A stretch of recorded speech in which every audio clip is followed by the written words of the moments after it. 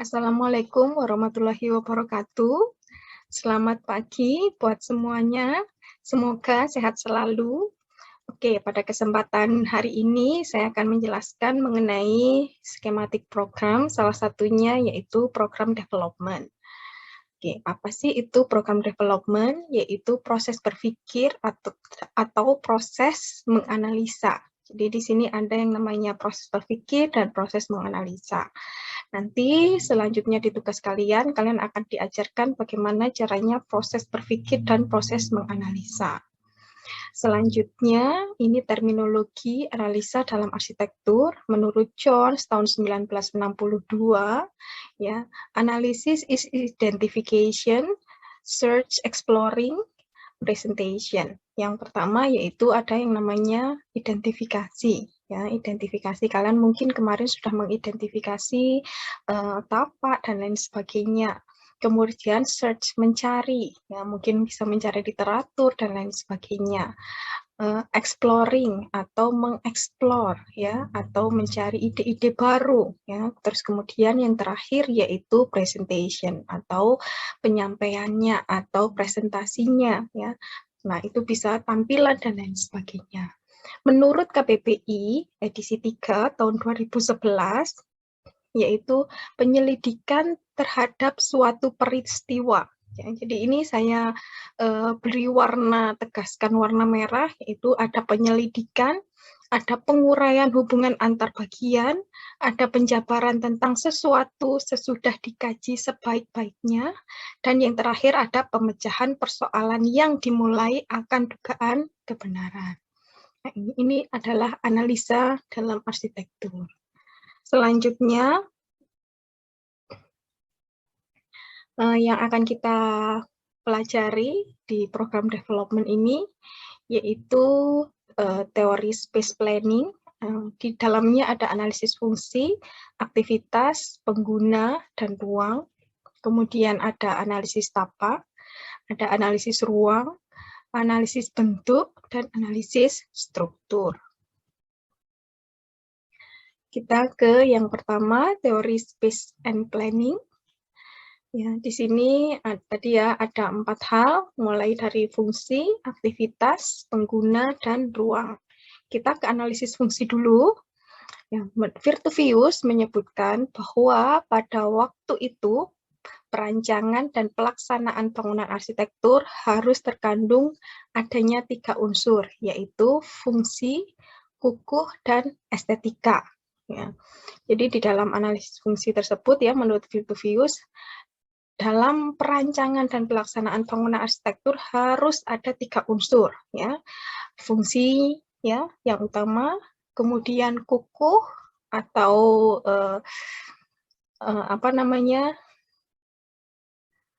kuat gitu kan ya, dan estetika. Nah, dari kamus Webster, fungsi dapat memiliki makna aktivitas, peran, peruntukan, tugas, dan tanggung jawab. Fungsi dibedakan menjadi 3, yaitu fungsi utama, fungsi penunjang, dan fungsi pelengkap. Fungsi utama adalah fungsi pokok yang ruang-ruang di dalamnya dipergunakan sebagian besar kelompok kegiatan. Contohnya, kalau kita rumah tinggal ya, fungsinya untuk apa? Untuk istirahat, gitu kan ya, untuk bercengkrama, untuk beribadah. Nah, itu seperti apa? Terus kemudian fungsi penunjang. Fungsi ini merupakan penunjang dari kegiatan fungsi utama. Contohnya mencuci pakaian kalau di rumah tinggal ya. Nah, itu seperti apa? Kemudian fungsi pelengkap. Fungsi ini merupakan fungsi yang melengkapi kegiatan-kegiatan yang sudah ada. Contohnya mungkin ada pemilik rumah memiliki hobi berkebun, ya, memelihara hewan, dan lain sebagainya. Nah, itu bisa menjadi fungsi pelengkap. Kemudian, di sini ya kita bisa melihat pola pikir dalam mengelola fungsi untuk menghasilkan bentuk akhir arsitektur. Ya, nilai-nilainya itu dari manusia itu sendiri ya atau pengguna, terus kemudian aktivitasnya, terus kemudian diwadahi, kemudian ada program ruang, pola ruang, site, rencana denah, bentuk awal, dan modifikasi bentuk. Nah, di sini dari manusianya atau pemakainya itu siapa, gitu kan ya. Kalau rumah tinggal ya siapa yang ada di sana. Kemudian ada aktivitas. Ada aktivitas di sini, ya. Siapa aktivitasnya, apa saja, gitu kan, pasti akan berbeda.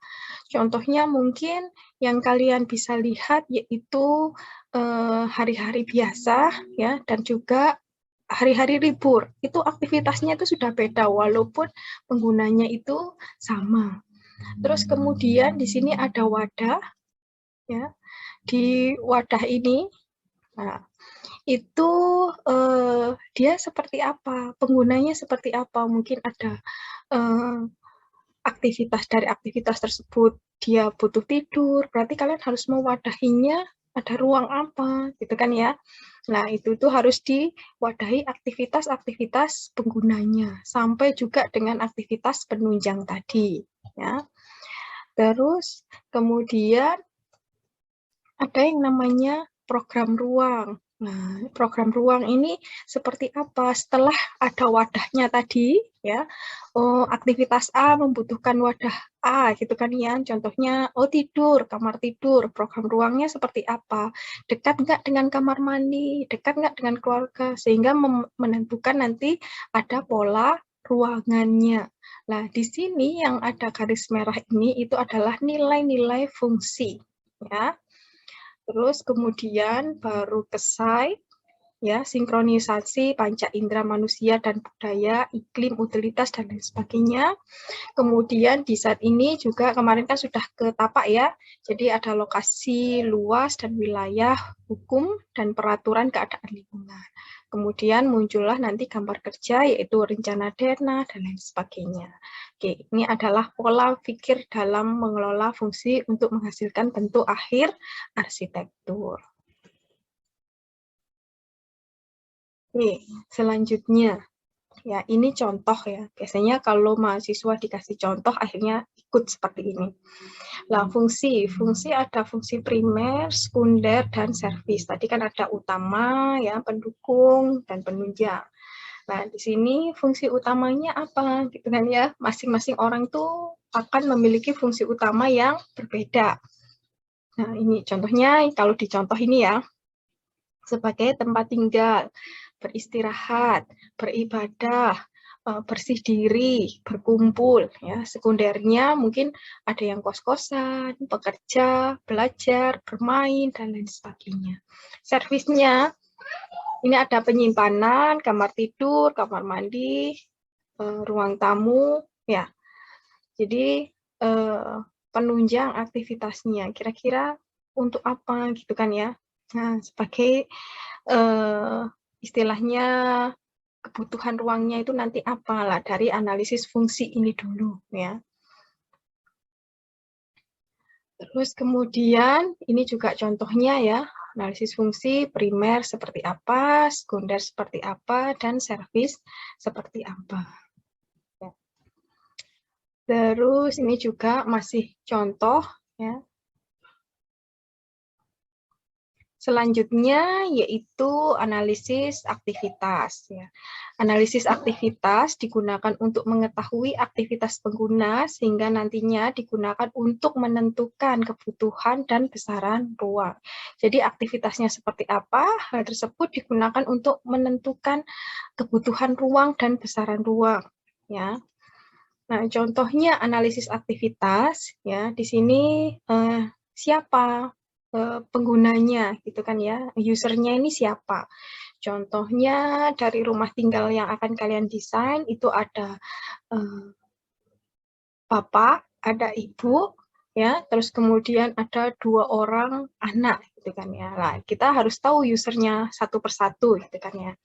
Mungkin dari kepala keluarga dulu ya, dari si bapaknya ini siapa, umurnya berapa, jenis kelaminnya apa gitu kan ya.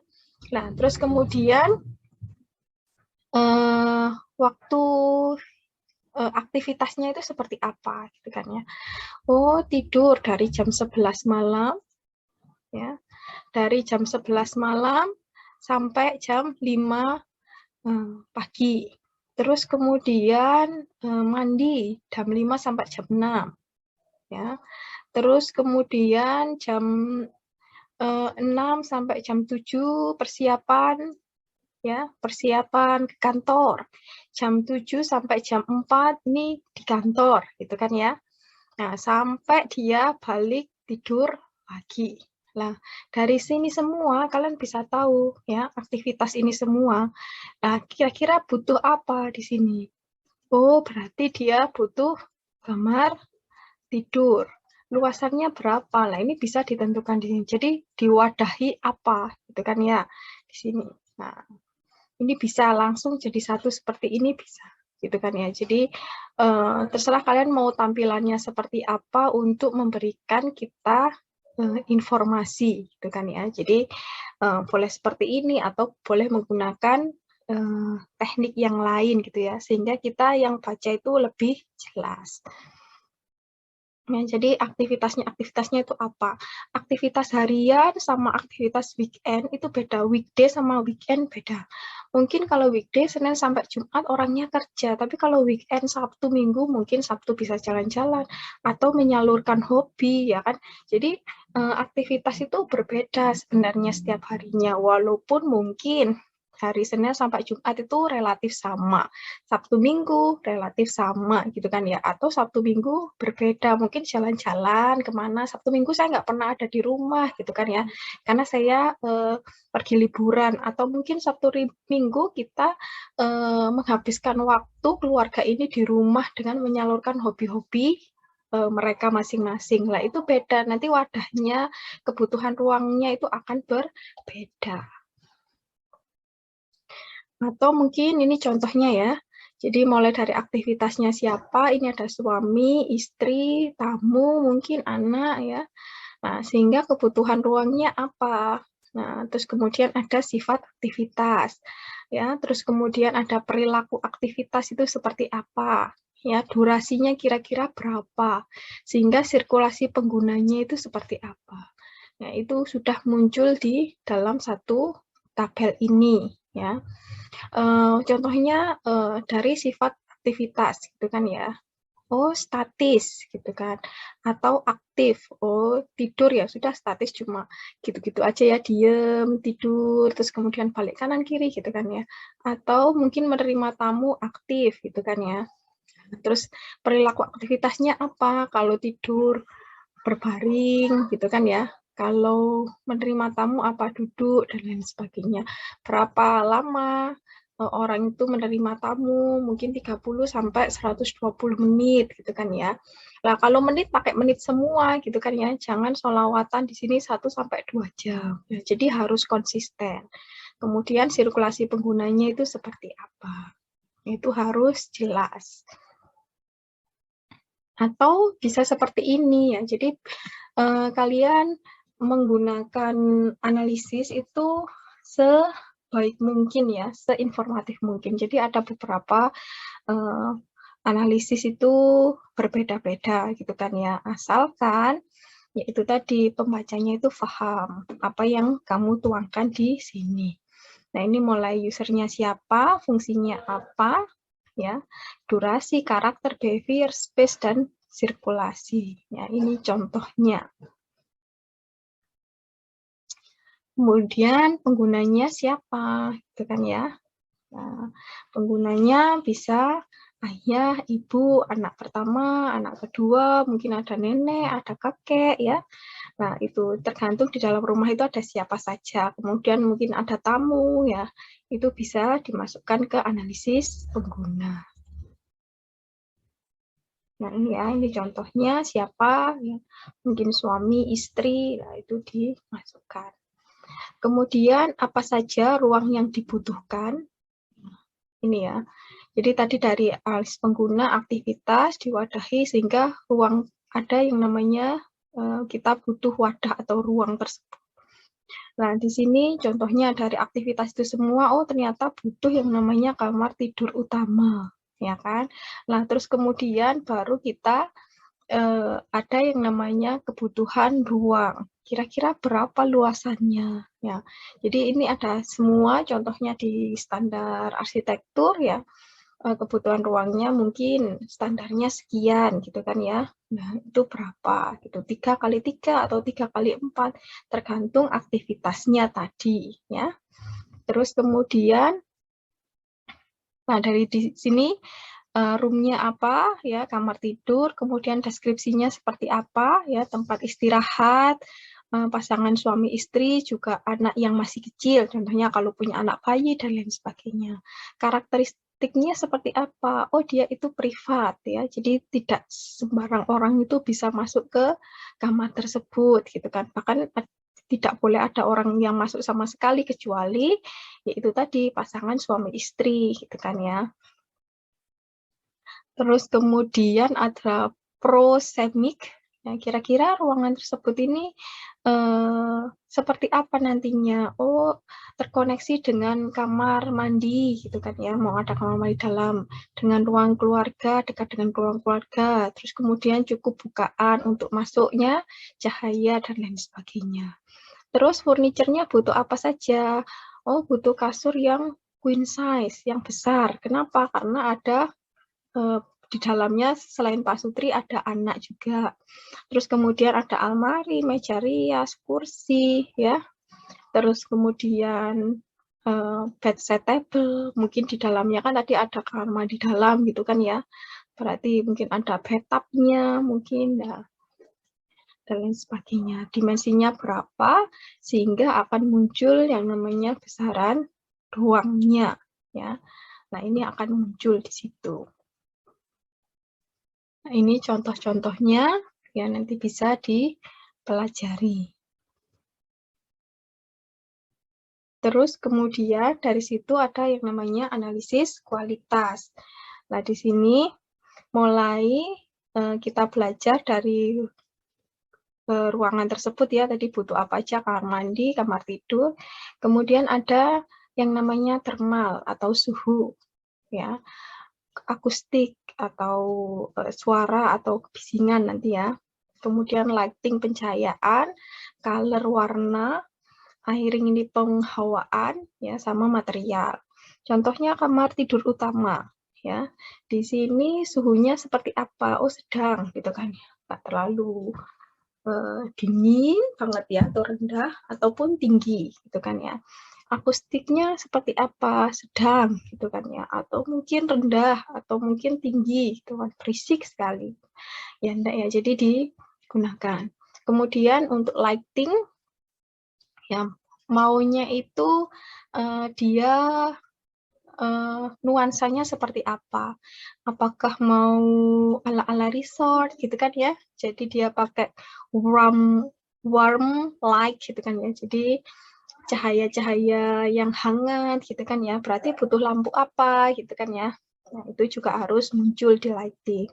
Terus kemudian colors atau warna. Ya, saya mau yang terang gitu kan. Jadi bisa menggunakan warna-warna terang ya, atau warna yang cerah putih gitu kan.